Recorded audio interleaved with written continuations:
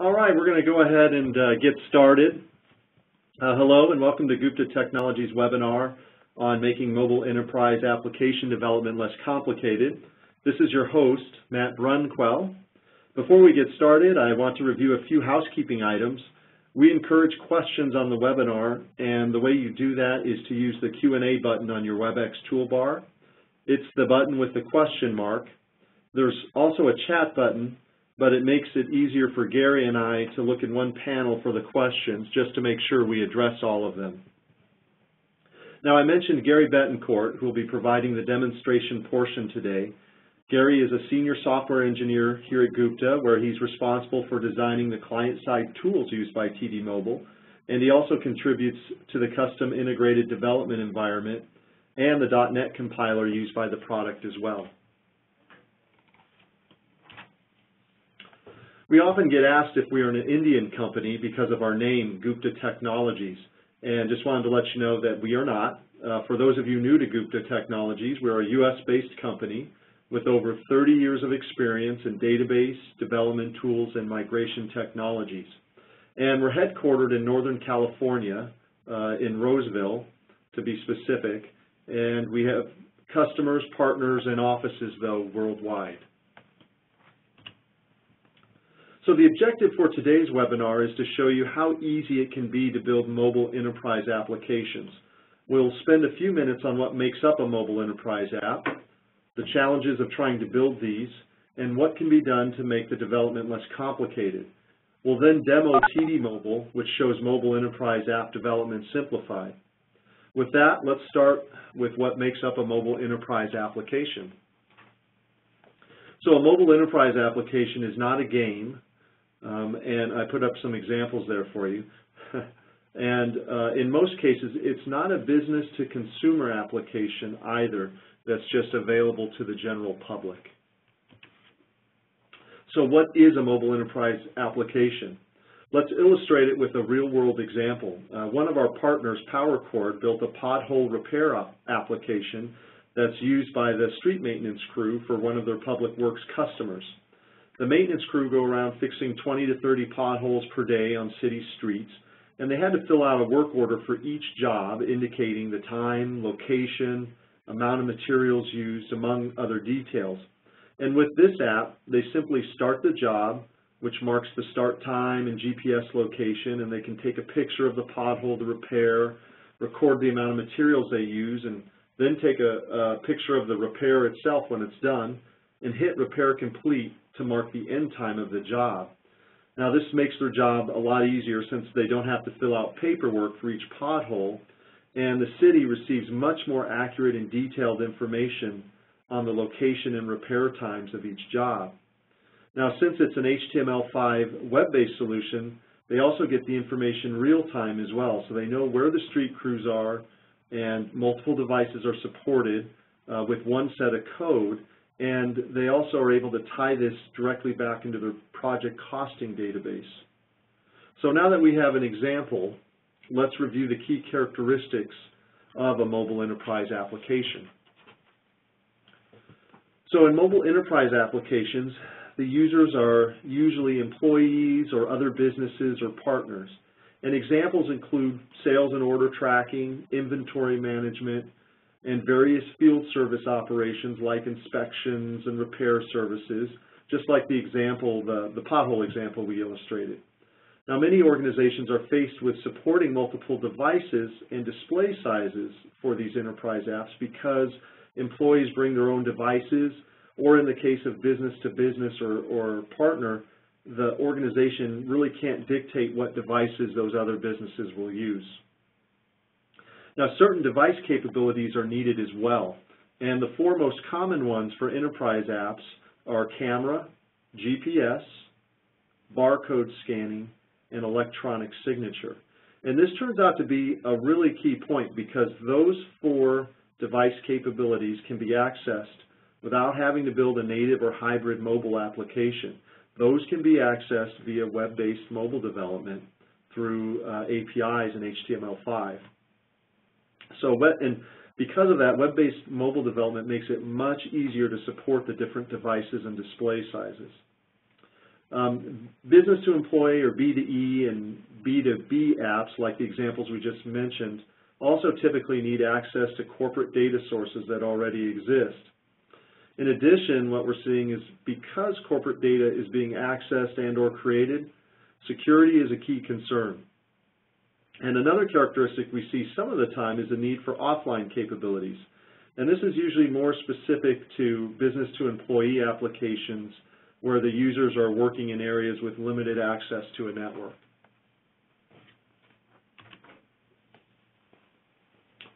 So most of the approaches today are complicated because you need to use multiple and complex technologies, and often each of these will require a specialist. On the front end, you need to work with things like JavaScript, HTML5, and cascading style sheets, and on the back end, you have to work with something like Java or .NET or PHP.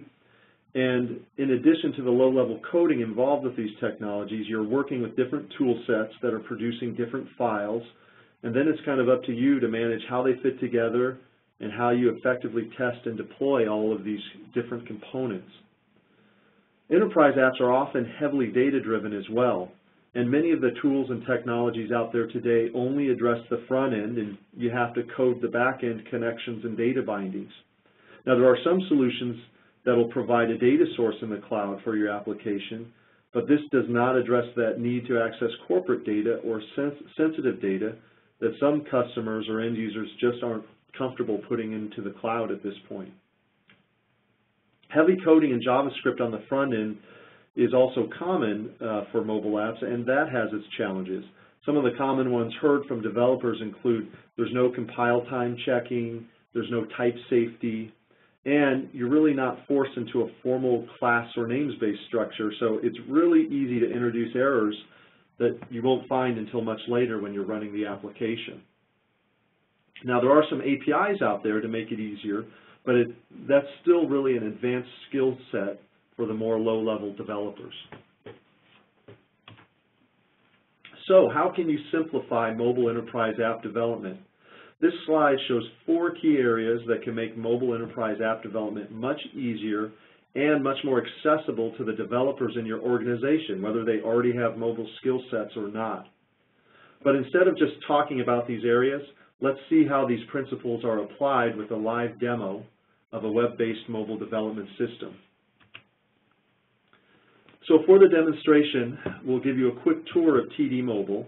And TD Mobile is for building HTML5 web-based mobile apps. And there are 5 things I want you to keep in mind during the demo.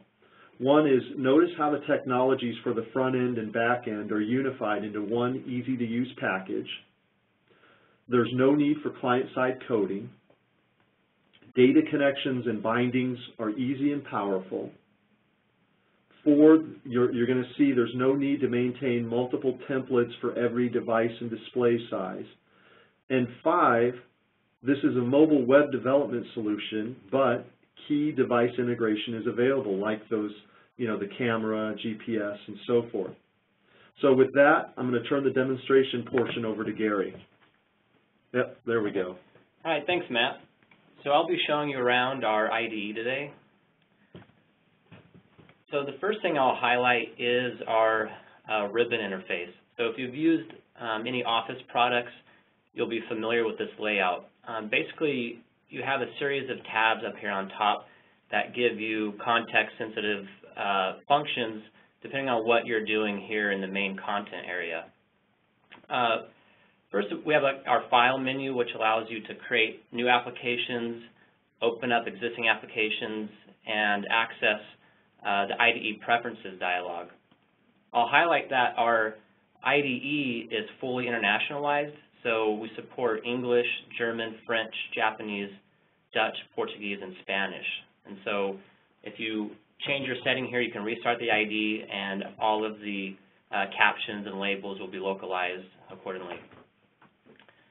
On the Project tab, you can quickly set up things like your default page, which would be the page your users use when they first access your application, an optional login and not authorized page.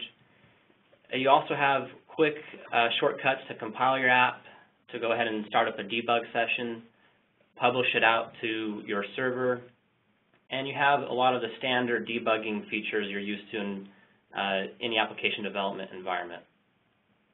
I'll get to the rest of these tabs here as I go further into the demo. On the left side, you'll see our Application Explorer tree. The first node here is the Files node, which will list all the files that make up your application. So TDM uses a file format called APX, which is an XML file format.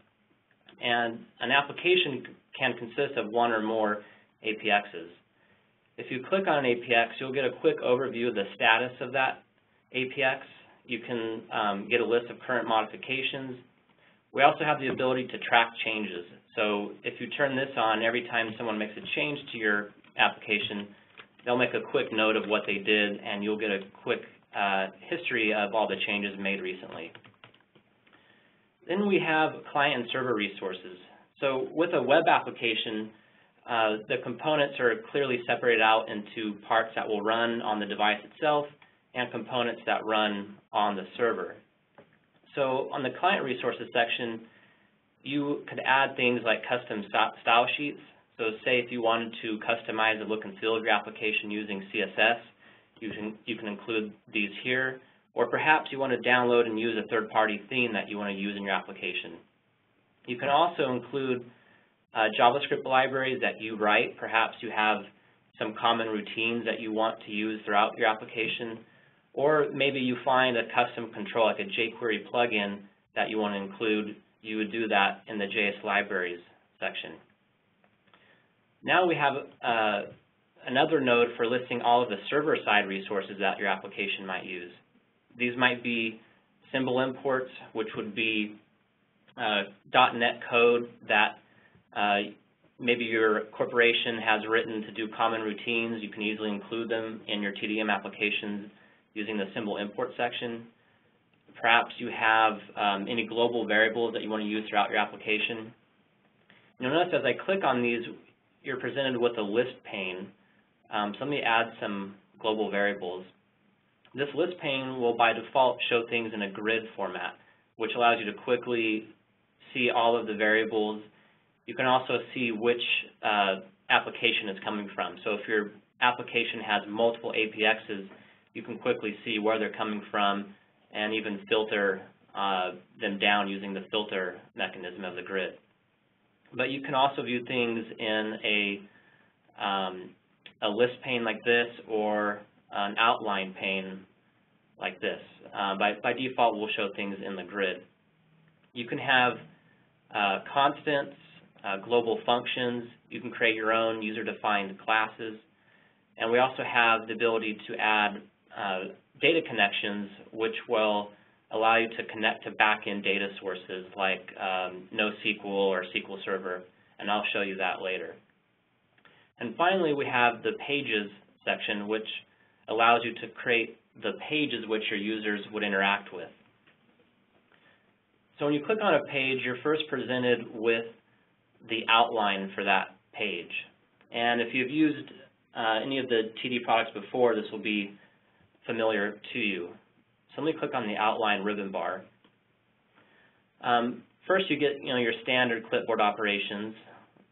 We also have the ability to do find and replace. So if you wanted to search your outline for variable names and say replace them with another name, you could use the find and replace functions. We also have a bookmarks pane, which allows you to bookmark your code, say if you wanted to revisit it later. It's a quick and easy way to move around your application. And then we have quick shortcuts up here for expanding and collapsing nodes, promoting and demoting nodes in your outline. These are just shortcuts. You can also access these same capabilities from a context menu or keyboard shortcuts.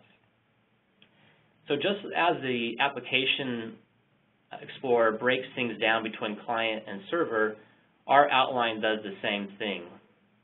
So on the client side is where you would actually create your controls, the user interface. And you'd also define what we call data bindings. And these data bindings are the glue that connects the client-side controls with back-end data. So you can create bindings of various data types. It could be, say, a binary data type if you wanted to hold a picture, booleans, date, time, number, strings, or your own custom-defined classes. I'll create a string binding. You can also create custom JavaScript functions if you choose to. You can define parameters to this page. So say if I wanted to pass in a customer ID to this page, you would do that here. And then at the page level and also at the control level, we have events that are raised. So at the page level, we have events like create, which would be called when the page is first loaded by the browser. We also have events that are raised when the user swipes left or right, or timer events. So a button, a control like a button would also raise events like click. A data field would raise an event like on change. So inside of these events is where you would add your custom client-side scripting. So you can add to these events one or more event actions. And these event actions allow you to do things like show a message box or call JavaScript or a back-end web service. You can do things like navigate to other pages, show menus, interact with your data bindings.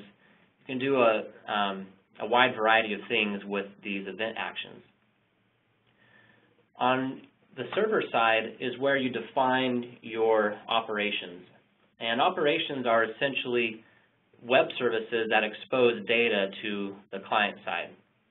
And so you can add two different types of operations.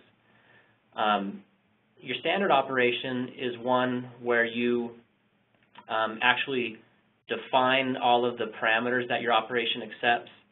You define what data it will return, and then you write your own custom code to handle populating that data. The second type of operation is what we call a data operation, and that will work against one of our connection objects that you define here, and allows you to do standard CRUD-based web service operations without having to write any code. And I'll show you that in more detail later. So for this sample operation, I'll call hello world. I'll return a string data type. And when you create one of these operations, you tell us when you return data from it, where do you want the data to go, and you just choose your binding. So I created this string binding earlier, and I'm saying that I want to go ahead and return data into that. Then you can just add code, and I'm just going to return a simple string here. So now when my operation returns this string, it'll populate this data binding for me. So if you wanted to add user interface components to this page, you would switch to the phone layout tab. And I'll switch to the layout ribbon tab up here. And the first thing I'll show you is the control box, where you can add labels, buttons, radio buttons. We have flip switches, data fields, combo boxes, images. We also have a variety of container controls which will hold other controls, like a group box, a list view, a frame. We have an expander control, a navigation bar, which is a bar that would sit in the top or bottom of your page and allow your users to navigate around, or a layout grid, which is a grid that you would use to create multi-column layouts, which are useful on larger displays where you want to make use of the increased real estate. So on this page, I'm going to add a label, and you can just double-click on these to add them to the page, or you can click and drag and then drop the controls on the page. So our designer just adds items in a stack, and each item will take up the full width of the screen. And this has several advantages, mainly for the wide variety of screen resolutions that are out there. You don't want to create items which are hard-coded in their size. You want to allow things to grow and resize dynamically as the user either changes their device orientation or maybe views it in a differently sized phone. So if I change the orientation of my device, you can see how things dynamically resize to fill up the screen. So if you want to show data on a page, so say I want to make use of that string binding I made earlier, then I'd use our property pane. And the property pane will show you all the properties available on the control you have selected in the layout pane. So for this label here, we have a binding section. And if I wanted to show the value of that string bind, I simply select that binding from a drop-down. Now I can also use bindings to control things like the enabled state of buttons and also the visibility state of various controls on the page. So they're not used purely for data. You can also use them to control the logic of your application also. You can also enter in captions for various controls. And what's nice about TD Mobile is it's really easy to create localized applications. So right now I'm entering in an English caption for this button, but if I wanted to create a Spanish translation, I'd simply go up here and change my active language to Spanish, and then I could put in a Spanish translation for this button. And so when my users come to this application and their browser is set to be in a Spanish locale, they'll see all the Spanish translations that are available on this page. And we have a preview pane here which will show you what this application is going to look like exactly at runtime. So if I switch back to English, I'll now get back my English translation for that button. Another nice feature of TD Mobile is the ability to add multiple display sizes. So if I wanted to add a tablet display for this page, I'd simply go up here and select tablet, and now I have another layout that I can customize specifically for tablet devices. And our runtime handles all of the logic for doing this for you. It'll look at the browser's user agent string that it sends along and determine the correct correct layout that should be presented to that user. And so doing this, you can really make use of the extra screen real estate you have with the larger tablet screens and give them increased functionality or increased content on this page. So let me go ahead and save this project. I can go back to my project tab, hit compile, and then I'll go ahead and run it. And TD Mobile comes with a version of IS Express built in, so it's really easy to get your applications up and running in development mode. And so notice that my application came up, I have this hello button, but right now it doesn't do anything because I haven't added any client-side code to invoke my back-end operation. So let me come back to my app, and I double-click on my button, and I'm taken back to the outline. And now I have an option to add some event action to my click event. So I'll add an invoke event action. When I do that, I get a drop-down of all the available back-end data operations I've created. So I'll select Hello World.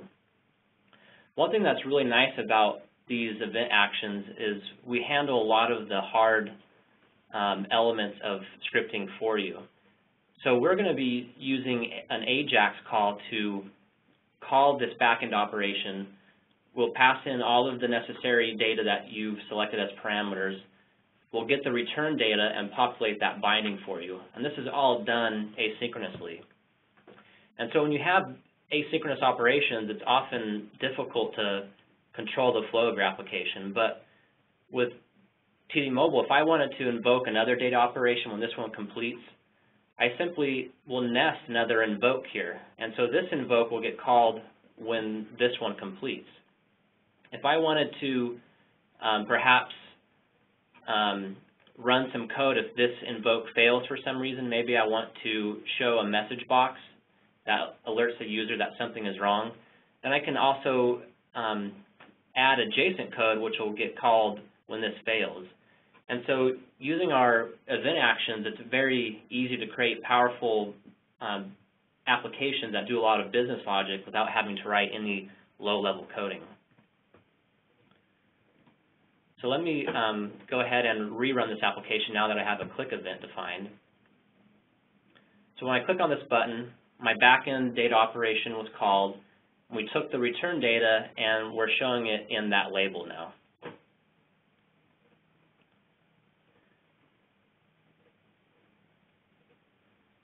Another thing I wanted to highlight is how easy it is to secure these applications. So if I wanted to require that users be authenticated before they view this page, I simply have to go to my property pane on the page and select Authenticate. When you do this, now any user who wants to view this page will need to be authenticated to view that page. Well, when you enable authentication, you'll need to have a login page, and doing that is really simple. I simply select I want a login page here, and we'll auto-generate a user interface for you. Now you can come in and customize this however you want, but the default works in most cases. And what we do is we also created a backend operation that you can customize. So say if you have an LDAP or say user information in a database, you would write the necessary code to query that, and then you call our API to log that user in. You can also use role-based security. So you can define one or many roles that your application uses, and then on your page, you can simply tell us what roles a user has to be a part of in order to view this page. So using these two mechanisms, it's really easy to secure your application without having to write any code. So on this example, I use just a very simple data operation that returns a string, but in more real-world examples, you're going to want to have more complex data that's going to be persisted in a back-end data store. And we wanted to do that without having you to write any code at all. And so we came up with these data connectors that allow you to easily connect to back-end data sources. So I created a new data connection, and our data connections allow you to store data in back-end data stores like Mongo, which is a NoSQL database. You can store things in a relational database like SQL Base, SQL Server, or Oracle. You can choose to do it in XML, or you can even create your own custom implementations that implement our interface, and you can go and store your data in any mechanism you choose. I'm going to go ahead and choose a Mongo data store, and I'll create a database called Webinar Demo. I'll leave the host and port the default. Now, TD Mobile comes with a lightweight version of Mongo that we will actually auto-start for you, so you don't have to worry about having it started up to do prototyping. You don't have to worry about creating any schema or anything like that. So this is a really convenient way to quickly prototype applications. So once you have your connection defined, you typically then model the data that you want to store. So I'll create a new class, and I'll call it Customer. Now, a customer will have an ID, a name, and an email address. Once you do that, you can then tell us more information about this, this class. So you can tell us that this ID field is an identity field, which means that use this ID to uniquely identify this customer. You can also tell us to auto-generate IDs for you, so you don't have to do that. By default, we will look for, say if you're using this to store in a back-end relational database, we will use the name of the class and fields to match to table and column names, but you can also map these fields to any names you choose. So say you have a customer class, but you want to store it in a table called customers, you would simply add a name mapping to customers. Once you have this customer class, you can come back in and manually create data operations that would then fetch that data. And what you do is you simply choose your connection, and then you choose the type of action that you want to do. So you can choose browse, which would mean fetch me a list of customers, read, which would be go fetch me just a single instance of a customer based off of an ID. You can do an edit, which is to edit an existing customer, add a new one, or do a delete. And using this mechanism, it's really easy to persist data without having to write any code. We also have wizards which will create a lot of the user interface for you. So let me go ahead and show you our page wizard. So we have a data page wizard up here. And what I can do is select that customer class I created. And I can say, create me pages that will show me a list of customers, and also give me pages that allow me to view details and also edit a customer. I can choose my data connection that I created earlier. And then here you can customize what fields you want to be visible on those various screens. I'm going to go ahead and say I don't want to have the ID be editable. And I click Go, and I get several pages created for me. The first one is a page for listing customers, and it's created a list view control with the name and email field on that list view. And if I look at the bindings here, you'll see we created a customer array binding that's going to be used to populate this list view.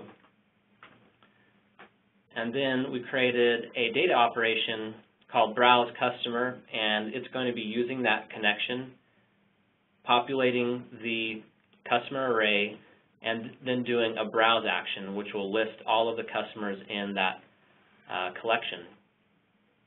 We also have a page for showing details on customers, and another page which will allow you to edit customer objects. So let me go ahead and make this list page my default page. Go to compile and run. So when it first comes up, I don't have any data in my backend data store, so I'll click on add. I'll add a customer.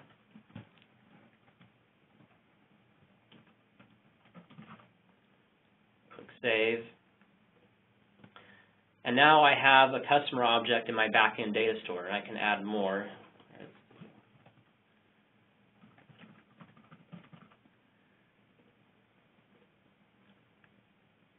And just like that, I have several pages created that allow me to persist customer objects. And I've done this without having to write any code. And I can come back into my application. If I wanted to change this backend data store to be, say, a SQL relational database, I could simply change my settings here, and all of my existing code will just continue to work. So another thing that we wanted to demonstrate is some of the device integration capabilities of TD Mobile. So I've created another demo application here that shows off several of the common capabilities that you'd want to make use of with native device features. As Matt mentioned, we are using HTML5, which is a standard that allows you to make and use a lot of the native features of various devices without having to write any native code. So the first demo is using geolocation. So many mobile devices have GPS built in, and it's common to write applications that want to query for GPS coordinates. As Matt mentioned, we have a customer who had a pothole repair app that wanted to have people out in the field mark where pothole is at, and they wanted to record the lat and long of that location. To do that, we have built-in bindings, which we call system bindings. So I have a data field here, and I bound it to one of our system bindings called geolocation. And whenever you look up the value of that bind, we will pull the device for its GPS coordinates. And then you can use that binding to also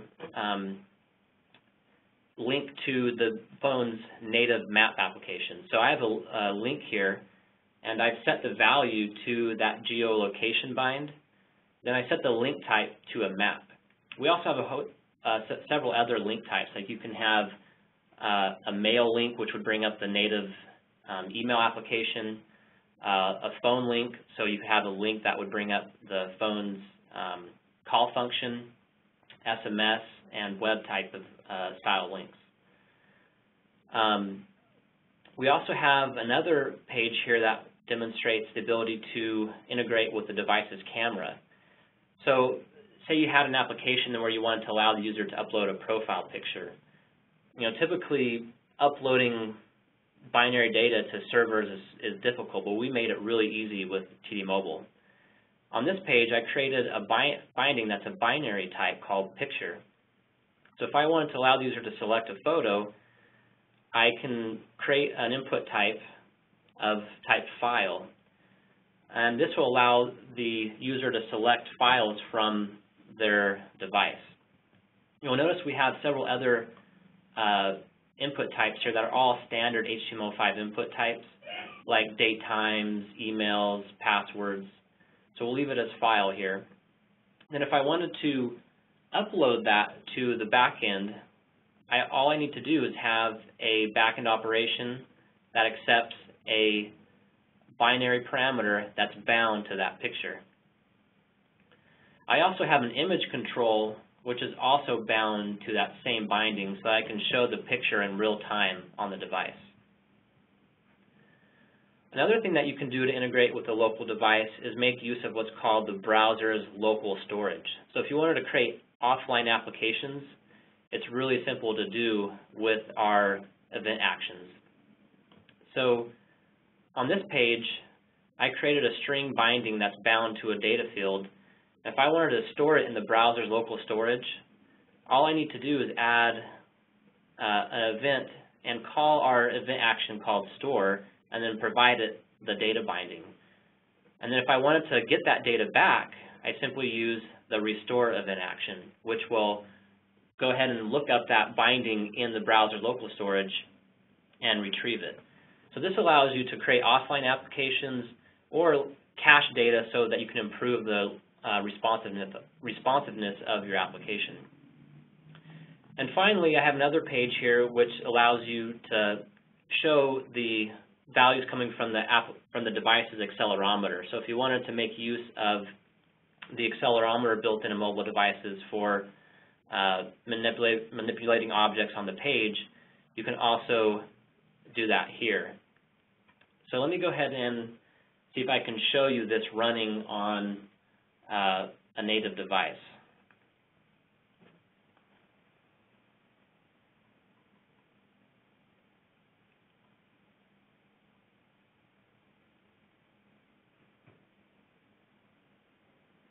So just one second, I'm going to try and connect. I have a Nexus 7 tablet. I'm going to see if I can have it mirrored on my screen here.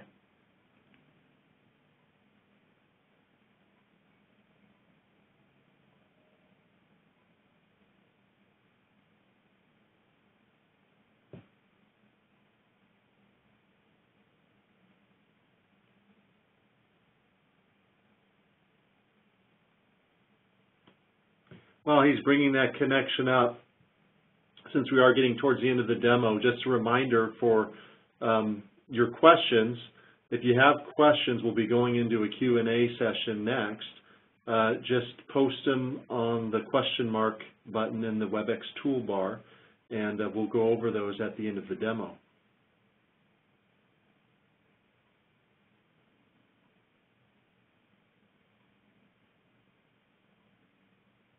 No, I think it's coming up. Okay, so you should see the screen on my Nexus 7 tablet here. So let me pull up.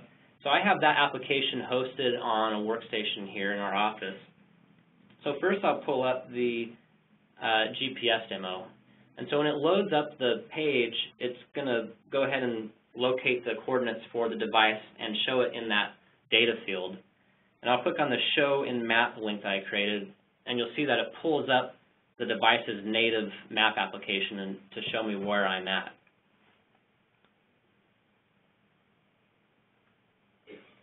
Second, I'll show you the camera. So this is that page I created. So I can, oops, let me reload. So let me go ahead and, if I click Choose File, I can select to choose a local file from disk, or I can select camera and take a picture. Maybe I'll take one of Matt here. Wait, you didn't get my good side. So now if I want to upload this to my server, I just click on the Upload button, and it'll go ahead and save it on the server.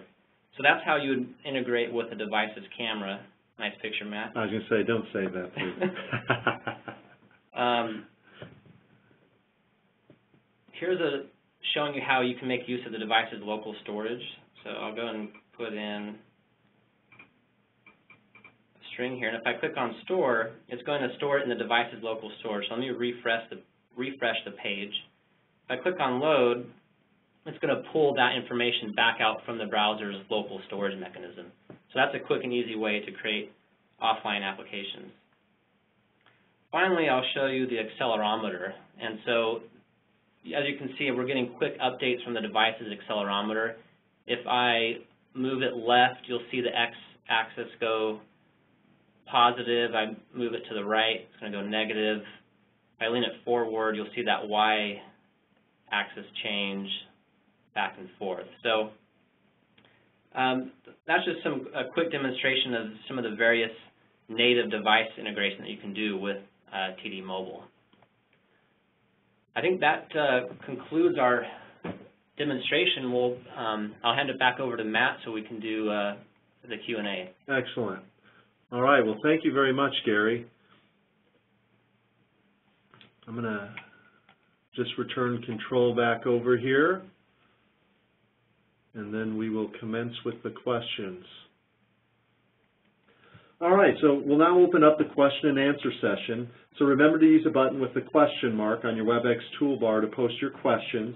And while we're waiting a minute for you to post your questions, I've also put this graphic up just to summarize the principles that we just demonstrated.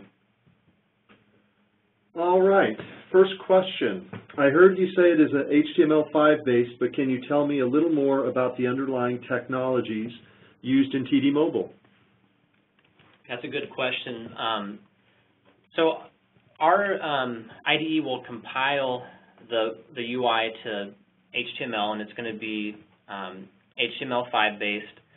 We rely on jQuery mobile control. So jQuery is a JavaScript framework that is used very widely throughout most web applications, and they have controls that are specific to mobile devices that we make use of.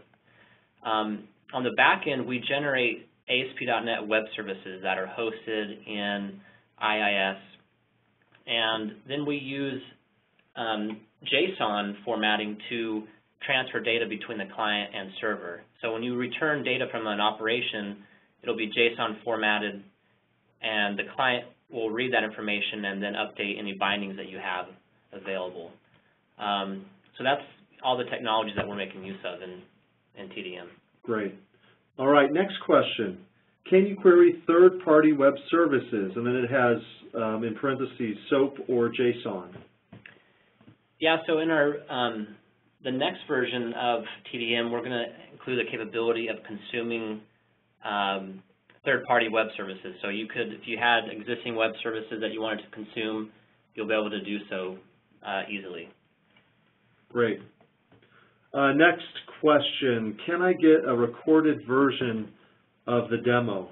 I'll answer that one. The answer to that is yes. We actually have been recording this, and as long as the recording comes through cleanly, we'll be posting the recording on our website that'll be available for you to view either directly from our website in case you're not allowed to view YouTube from your organization, or you'll be able to access it on our YouTube channel as well. So Gary and I want to thank you for attending today, and when you exit the webinar, please take a moment to answer the three basic questions, which is, is the webinar what you expected, and are there particular things that you liked, and also what else did you not see that you would like to see covered? You can take a closer look at what TD Mobile can offer you. There's an interview with the president of PowerCord if you want to hear more about his experience in building the pothole application. There are also samples available, including the device integrations we referred to. And of course, you can download the product for a trial period. If you do download the product, there's also free online training available as well on our Gupta Academy. And I'll put up the website here on our last slide. So thanks again for attending, and have a great day.